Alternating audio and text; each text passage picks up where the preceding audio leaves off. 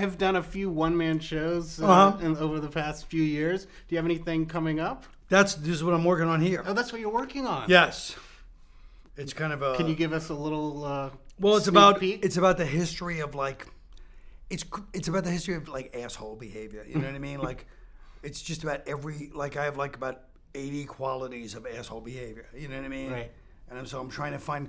But I've been doing them in like this historical context. Like trying to find like each society, how each system from democracy to theocracy, how it creates a different type of this behavior.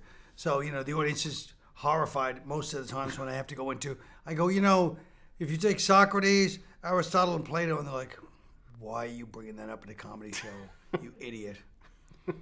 Either they're like, I didn't sign up for this, right? Or this pretentious bastard, who does he think he is? It's one or two reactions, but I get them through it.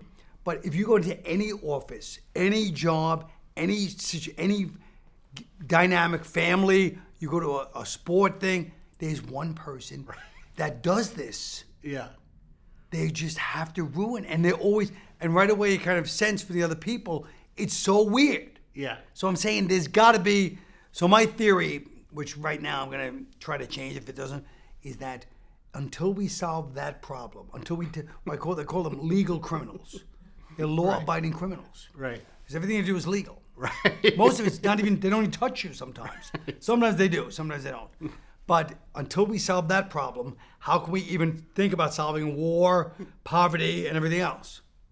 Who was the first asshole?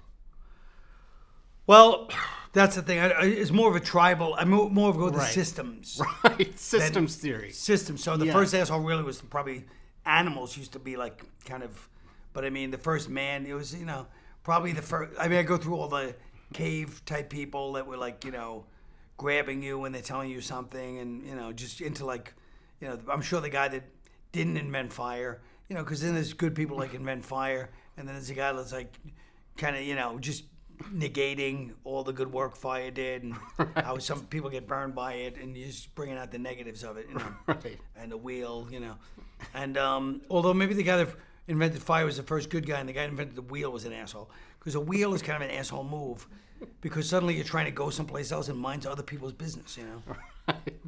That's interesting. I never thought of it that way. Well, it's just, it's been plaguing me for, plagues everybody for your whole life. Yeah. What spurred you on to tackle this subject? I've been tackling this for years, you know what I mean? And then, I've done things in my life where I'm like, that was the behavior of an asshole, you know what I mean? But I've been a compartmentalized asshole, which I can't deny. But I'm saying, in the grand scheme of things, that person that just wipes the smile off everybody's face in every situation. Right. They're the ones I'm talking about. All of us, and the problem is, good people like ourselves will be complicit and go, I do stuff too, and it's like, the degree to which you do it, okay? Me and Ted Bundy are both trying to get girls into our car, all right? It's not the same thing, It's the intensity and the degree. You must you must encounter a lot of assholes as a stand-up comedian. Well, the beauty of it is, since I started doing the show, I do this as kind of an experiment, because in the audience there's always a couple. And at the beginning I go, there's a couple in here tonight. And you know what? I feel like it shuts them down. Uh-oh. And I see them just sitting there. I feel like I see, instead of, usually they'll be like commenting. Yeah. Like during my shows, like a lot of times people comment. I feel like there's not that many comments. Yeah. Because I feel like they're kind of conscious. They're not conscious they're an asshole, but they have a sense somewhere inside them. So they shut the fuck up.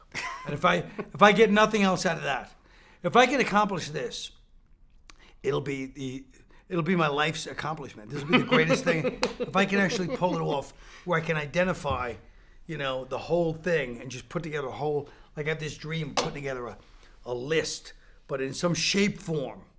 So it almost becomes like right. With all the qualities, and then make that the thing by which we live as a legal system. A tool that, therapists can use. And yes. Yeah, I like that. So that's my goal.